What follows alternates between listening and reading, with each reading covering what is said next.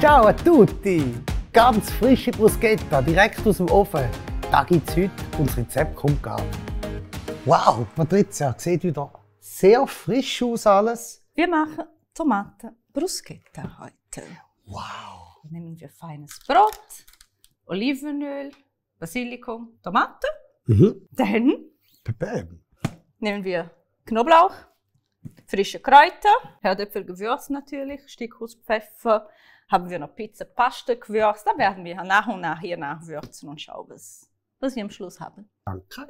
Bis nachher. Bis nachher. Ciao. Tschüss. Machen wir ganz schnell frische, feine Bruschettas mit gefriergetrocknetem Knoblauch und Olivenöl. Bereite ich hier schon so eine Knoblauchöl, könnte man sagen. Kann man schön hier rühren.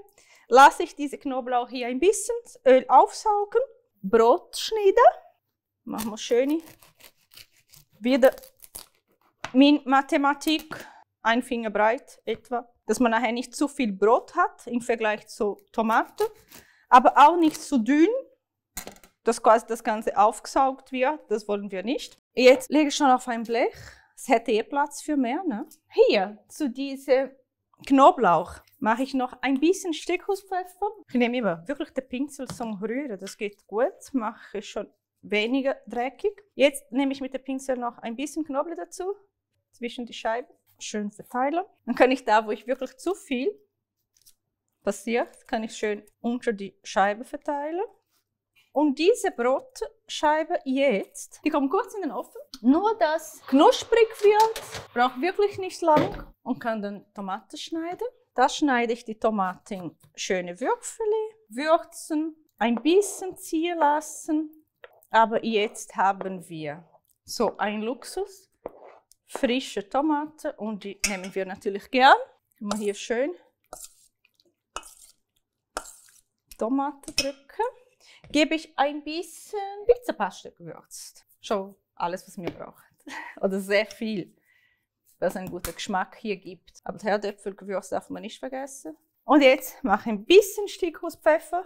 Nicht zu viel, habe das natürlich schon jetzt dort im Öl gemacht. Mache noch ein bisschen Basilikum. Das muss haben. Und so eine frische Bruschetta gehört einfach Basilikum rein. Das ist fertig. Kann ich das Brot aus dem Ofen nehmen? Heiß sind sie noch. Sieht man? Schön die Knoblauch jetzt so goldig sind. Machen wir hier noch schön diese Tomatensauce. Es riecht sehr fein, den Knoblauch im Öl. Die ganze Gewürze. Es ist sehr schnell. Haben wir wirklich so Sommer. Schön, einen guten Sommerabend. Und jetzt kommen die frischen Basilikum Huanusum quasi. Oder? Sieht sehr so italienisch aus. Fertig. 1, 2, 3. Schmeckt tut's mega.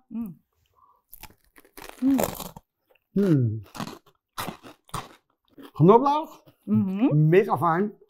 Basilikum und Tomate. Perfekt.